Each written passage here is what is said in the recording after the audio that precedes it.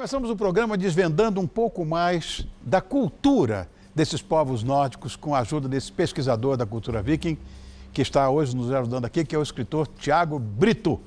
Tiago, obrigado pelos livros, pelos autógrafos, obrigado por ter vindo. Essa é uma coisa fascinante. Olha, trouxe um monte de coisas. Trouxe algumas coisas para a gente dar uma olhada. Nós vamos saber o que é isso tudo aqui. Queria começar contigo da seguinte maneira. De onde surgiu esse teu interesse pela cultura viking? Olha, eu sempre amei pesquisar história. Bem-vindo ao clube. É muito bom. Adoro. E a cultura viking apareceu assim desde criança, me chamou a atenção por esse lado intrépido deles, por essa fascinação deles em viajar para terras que ninguém nunca tinha ido, pela coragem, né? Eu acho que desde criança assim eu sou meio fascinado pelo universo viking, né? Pelo universo nórdico. Aliás, os vikings são originários mesmo lá do norte da Europa, né? Sim. Mas é verdade que existem registros, inclusive, desses povos em vários cantos do mundo. Ásia, Sim. Né? Regiões do norte da América, que a gente sabe, Sim, Canadá, etc. Eles chegaram na América do Norte. Eles chegaram antes das descobertas, enfim. 500 anos antes. Só isso? Só 500 anos antes. antes. Meu Deus do céu. E no Oriente Médio também. Tem até aquele filme, 13º Guerreiro. Sim. Aquela história é baseada nos registros, né, de um historiador, né, árabe que realmente teve contato, né, com os escandinavos, provavelmente vindo da Suécia, né, que eles desciam por rios até chegar ali em Constantinopla e comercializavam com os reinos árabes ali. Olha que coisa, isso eu desconhecia completamente. Bom, no momento, a série mais famosa desse povo é a série Vikings, que passa na televisão. Sim. E tal. Você acha que retrata bem a realidade deles ou tem muita fantasia ali? Tem muita fantasia. Tem, né? Lógico. Tem muita fantasia, sim. O próprio produtor da série, ele deu uma declaração falando que, assim, precisão histórica e cronológica não era uma prioridade para eles, né? O que a série faz é assim, eles pegam uma série de sagas, né, que são as histórias que foram escritas em torno do século XII, XIII, a maioria no século XIII, a maioria na Islândia. Tá. E o que ele faz? Ele junta várias sagas que falam do Ragnar e da família dele, e mais algumas sagas de alguns personagens que não necessariamente viviam com o Ragnar. Entendo. E mistura tudo numa história só, uma história nova. Né? Aliás, Tiago, as pessoas confundem muito a era viking com a era medieval. Sim. Mas não se passou na mesma época, né? Na verdade, assim, a era viking ela está dentro do contexto da Idade Média, da era medieval. A gente tem a Idade Média, ela começa em torno do ano 470, né, com a morte de Rômulo Augusto, o último imperador romano do Ocidente, e ela vai até meados do ano 1500. Qual evento ainda é motivo de debate? A era viking ela começa em 793, com o assalto ao mosteiro de Lindisfarne, e ela vai até 1066, com a conquista do Guilherme, o conquistador da Normandia. Isso. Esse evento ele acaba com a era viking. Então, se você pegar para ver, a era viking ela está no meio da Idade Média. Ela fica mais ou menos ali no ponto que separa a alta Idade Média da baixa Idade Média. Tá. Você estava falando de William the Conqueror. Você acredita que esse cara, na época, a média de vida era de 30 anos, ele tinha 72, não tinha morrido. Sabe o que ele fez? Deitou na cama, disse que Deus tinha esquecido dele, não comia, não bebia, esperou a morte chegar. Esperou chegar. Pô, que coisa maluca isso, né? Bom, os vikings eram adeptos da mitologia nórdica, né? Tinha um monte de deuses, né? E as pessoas estão muito ligadas hoje a Thor, por causa dessas histórias em quadrinhos da Marvel, que virou cinema, né? Sim. Mas tinha um monte, né? Tinha um monte de deuses. Assim, mas falam mais de Odin e de Thor só, né? Sim. Hoje a gente conhece a religião deles como paganismo nórdico. Tá. Como eles chamavam na época, a gente não sabe bem dizer. A gente acha que eles se referiam à religião como nosso jeito, né? Nossa maneira. Né? E é uma religião complexa, ela tem muitos deuses, ela é contada em muitas fontes, não é como o cristianismo, por exemplo, que você tem o Velho Testamento, o Novo Testamento. Não, a religião nórdica, ela tem muitas fontes. Você tem a Edda em prosa, a Edda poética, você tem textos como Havamal, as sagas. Então, são muitas fontes. E nem sempre elas contam a mesma história, assim. Às vezes elas contam a mesma história, mas com um final diferente, de uma forma diferente, né? E é uma religião, assim, com dezenas de deuses, com criaturas mitológicas gigantes, duendes, elfos e coisas assim. É muito interessante, assim, mas tem muito material, assim, muito, muito, muito. Agora, Tiago, eu na abertura do programa hoje, eu coloquei lá o que seria um chapéu viking, que na verdade eles nunca usaram. Não, esse chapéu não. Com chifres, né? Agora, são famosos, né? Claro, os barcos, né? Alguns estão expostos, inclusive, em museus vikings, né? Museus vikings, que são os Drakkars, né? Sim, sim. Esse museu, eu vi fotografia só e um documentário na Noruega, né? Sim, é lá em Oslo, na se não me engano. Noruega, em Oslo, eles têm, junto do Museu de História, eles têm um museu só de barcos. Né? Olha um Drakkar aí. A história desse, na verdade, é um barco, ele nunca navegou. Esse barco é um caixão. Esse barco tem uma... Ele soltava um barco com o defunto? Esse não, esse foi enterrado. Esse barco ele tem uma história muito interessante. Conta. O nome desse barco é Barco de Oseberg. Nesse barco foram encontradas 2 mulheres. Uau! Uma coisa muito rara, né, de encontrarem na época. Elas foram enterradas com inúmeros itens do cotidiano, itens finíssimos, assim, muito, coisa de gente do mais alto patamar da sociedade da época. Elas foram enterradas com 2 vacas, 15 cavalos e 6 cachorros.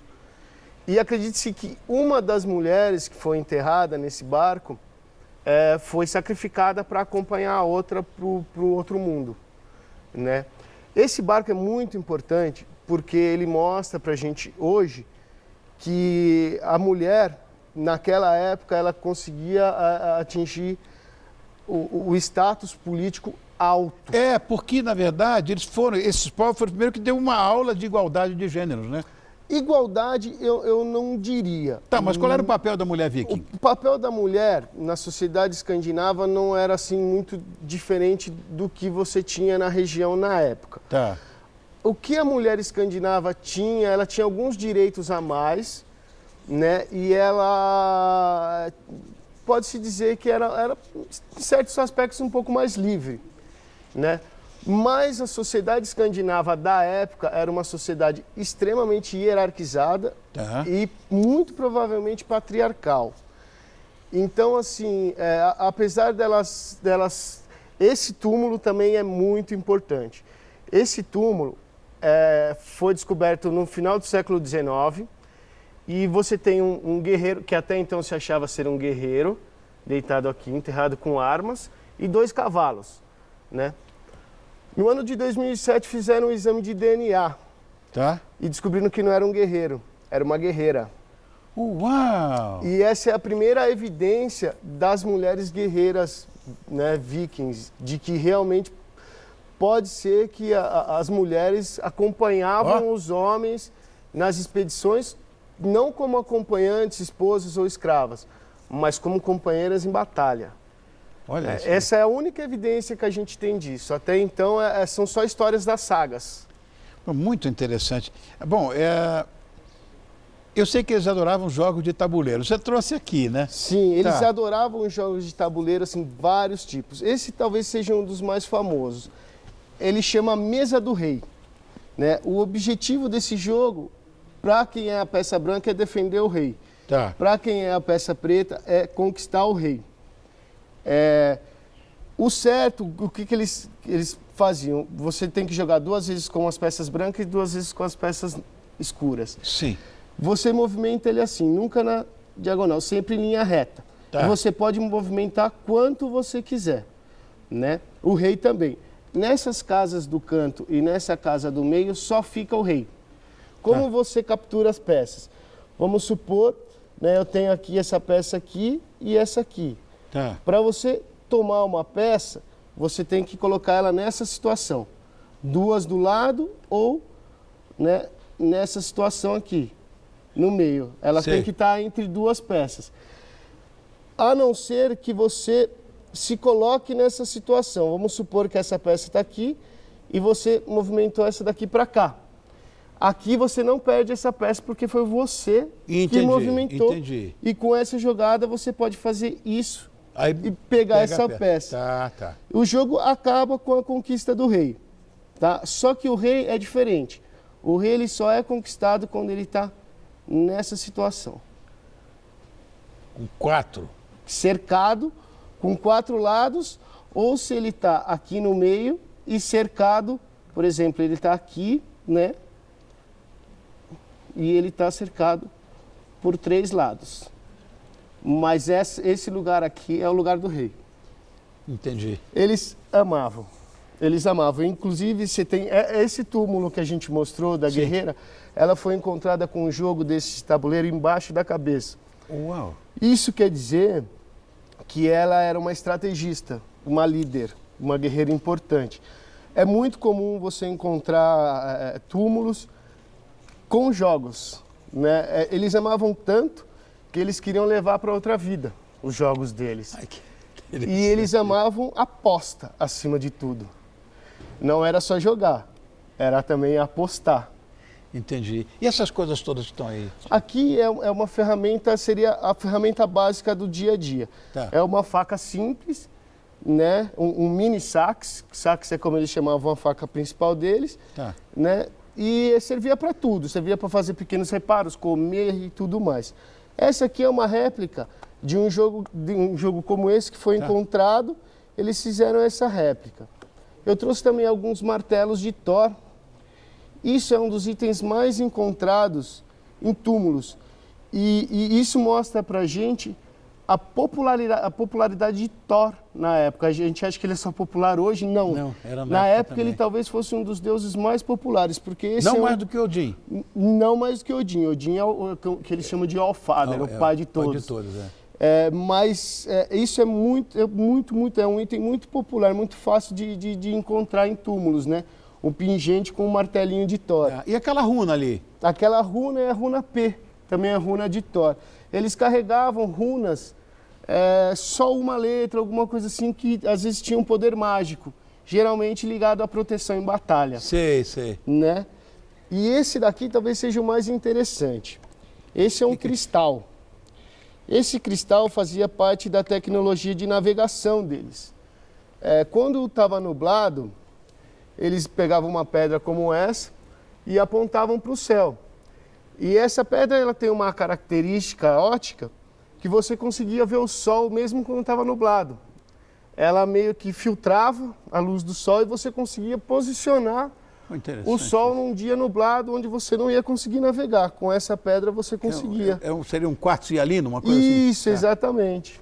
Muito legal. Exatamente. Era uma das peças que acredite-se que eram mais importantes com toda certeza na navegação para eles. Bom, e o livro que você escreveu que se passa na Era Viking? Sim, o livro ele toma assim como ponto de partida e é uma homenagem aos 2 vikings que eu acho assim, talvez os mais interessantes, que são o Eric o Vermelho e o filho dele, o Leif Erikson.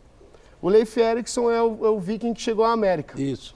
E o livro ele toma como ponto, ele é um romance histórico, ele é uma ficção, e ele toma como ponto de partida essa possibilidade do encontro de povos escandinavos e germânicos com os nativos americanos da época. Olha, o Thiago Brito é pesquisador da cultura viking, como eu falei inicialmente, e autor do romance histórico Bastardos de Leif. Exato. Que toma como ponto de partida 2 sagas nórdicas, né? Exato. Quando é que você vai voltar aqui ao programa de novo para a gente continuar esse papo? Quando quiser, só chamar, eu adoro falar disso. Obrigado, querido. Imagina, obrigado você, eu que foi agradeço uma honra demais. ter você aqui. Obrigado. Foi uma honra para mim. Obrigado.